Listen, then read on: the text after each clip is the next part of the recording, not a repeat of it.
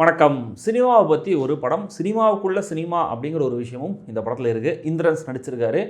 எனக்கும் இந்திரன்ஸ் படங்களுக்கும் என்னமோ ஒரு பூர்வ ஜென்ம பகைன்னு சொல்ல முடியல. ஏன்னா சொன்னால் கூட அவர் படம்லாம் எனக்கு பிடிக்காதுன்ற மாதிரி நீங்கள் நினச்சிப்பீங்க. அப்படி கிடையாது.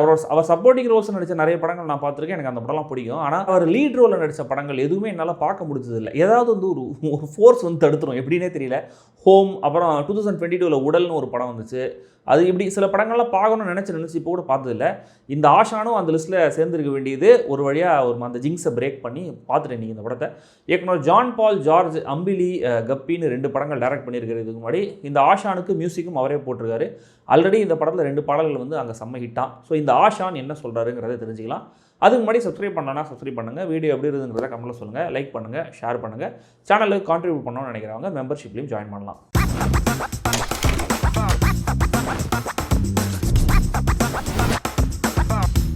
ஆஷான் ஜோமோன் ஜோதிர் ஒரு விஎஃப்எக்ஸ் ஆர்டிஸ்ட். ஆனால் சினிமாவில் சேரணுங்கிறது தான் அவருடைய பேஷன்.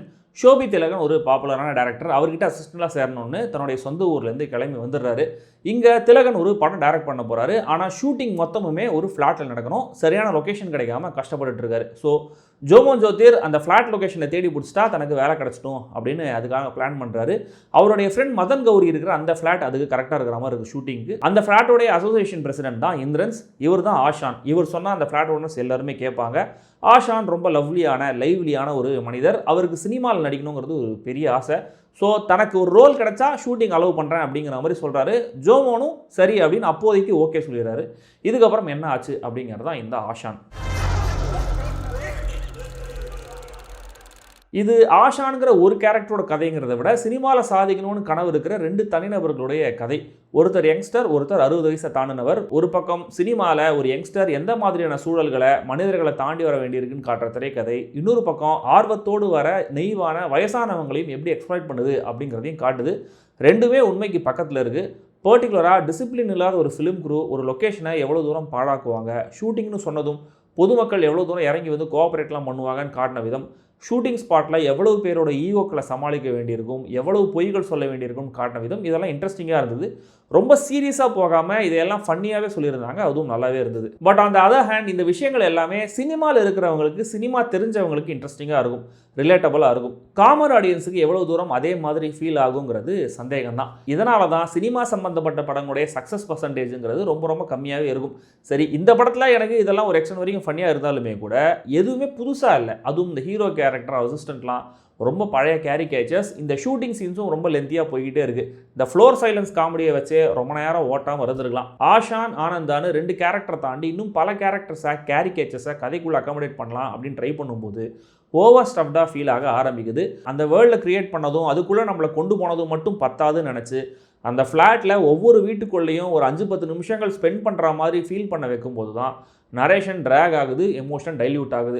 இன்டர்வல் பாயிண்டில் ஆஷான் ஒரு முடிவெடுப்பார். இன்டர்வல் முடிஞ்ச கொஞ்ச நேரத்திலேயே அதுக்கு கான்ட்ரடிக்ஷனாக ஒரு விஷயம் பண்ணுறாரு. ஏன்றது நம்மளுக்கு சொல்லப்படலை. இன்டர்வலுக்கு மேலே பிளாட் கன்வீனியன்ஸுக்கு ஏற்ற மாதிரி சம்பவங்கள் நடக்கிற ஃபீலே அதிகமாக இருக்குது. இதனால் எமோஷனல் பே ஆஃப்ஸ் அழுத்தமாக லேண்ட் ஆகலை. செகண்ட் ஹாஃபில் கொஞ்சம் ஜிகிர்தண்டா ஜோனுக்குள்ளே கதை போகுது. இங்கே ஒரே லொக்கேஷனில் படத்தோடைய பிரதான கேரக்டர்ஸ் படம் எடுக்கிற விதமும் அதோட எண்ட் ரிசல்ட்டும் மேஜிக்கலான மொமெண்ட்ஸாக இருந்தது.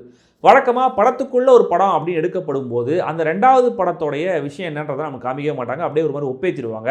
ஆனால் இங்கே நமக்கு ஷூட்டிங்னு காட்டப்பட்ட ஒவ்வொரு ஷாட்டோடைய ஃபைனல் ரிசல்ட்டையும் காட்டுறாங்க. ஒரு செம்ம ஐடியா அது. இந்த போர்ஷன்ஸில் விஎஃப்எக்ஸும் சூப்பராக பண்ணியிருந்தாங்க. அந்த டீமுக்கு ஒரு அப்ரிசியேஷன். பட் அகைன் இந்த ஸ்ட்ரெச்சையும் கிறிஸ்பாக சொல்லியிருக்கலாம்.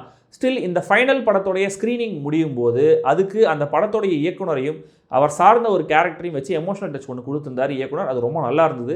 அந்த கனெக்டையும் கூட நான் எக்ஸ்பெக்ட் பண்ணல.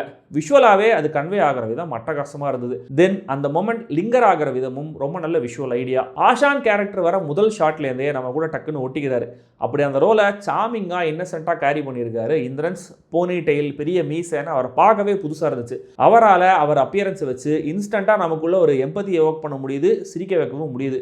ஒரு ஹார்ட் பிரேக்கிங் மொமெண்ட் இன்டர்வலுக்கு முன்னாடி வரும். ஒரு சின்ன கிளான்ஸ், ஒரு வாக்லேயே மனுஷன் நம்மளை ஃபீல் பண்ண வச்சுறாரு. மகாநட்டி படத்துலேருந்து இரவல் வாங்கின ஒரு மொமெண்ட்டும் டுவர்ட்ஸ் எண்ட் வரும். அதுலேயும் இந்திரன்ஸ் மூவிங்கான ஒரு போர்ட்ரேயில் கொடுத்துருக்காரு. கமல்ஹாசன் ஃபேனா ஆஷான் கேரக்டர் பேசுகிற அந்த ஒரு டைலாக், அந்த ரெஃபரன்ஸ் வர இடம் செம்மையாக இருந்தது. ஜோமோன் கேரக்டர் இந்த அளவுக்கு நம்மளுக்கு ஃப்ளெஷ்ட் அவுட்டாக ஃபீல் ஆகலைங்கிறது படத்தோடைய அடுத்த பிரச்சனை. அவருடைய ஆம்பிஷன் பேஷன் புரிஞ்சிக்க முடிகிற அளவுக்கு நம்ம நிறைய படங்களை பார்த்துருக்கோம். இந்த படத்தை அது அவ்வளோ எஃபெக்டிவாக கன்வே ஆகலை. அண்ட் அவரோட கனெக்ட் பண்ணிக்கிற அளவுக்கு காட்சிகளும் இல்லை, அதுக்கான டைமும் ஸ்க்ரீன் பிளேல இல்லை. ஆல்ரெடி நான் மென்ஷன் பண்ண அந்த ஃபைனல் ஸ்க்ரீனிங் மேட்டர் மட்டுமே கொஞ்சம் பரவாயில்லன்னு சொல்ல வைக்குது. கேரக்டர் ரைட்டிங் ஆன் அண்ட் ஆஃபாக இருந்தாலுமே கூட ரொம்ப நல்லா நடிச்சிருக்காரு ஜோமோன் ஜோதிர். ஷோபி திலகன், அப்புன்னி சசி, பிபின் பெரும்புள்ளின்னு எல்லாருமே நல்லா நடிச்சிருக்காங்க. நம்ம மதன் கௌரி ஹீரோ ஃப்ரெண்டாக ஒரு சின்ன ரோலில் வராரு, நீட்டான பர்ஃபார்மன்ஸ் கொடுத்துருந்தாரு.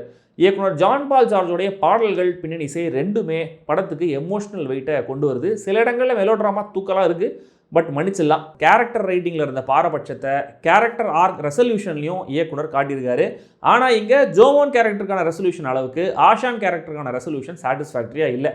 விஷுவலாக வெஸ் ஆண்டர்சன் படங்கள்லேருந்து இயக்குனர் நிறைய இன்ஸ்பயர் இருப்பார் போல இருக்குது. ஃப்ரேமிங், பிளாக்கிங் அப்படின்னு பார்க்கும்போது அது பர்ஃபெக்டாக சிமெட்ரிலாம் மெயின்டைன் ஆகலனாலுமே கூட இந்த ஹை கான்ட்ராஸ்ட் கலர்ஸ், இந்த கலர் பேலட்டில் அந்த இன்ஃப்ளூயன்ஸை ஃபீல் பண்ண முடியுது.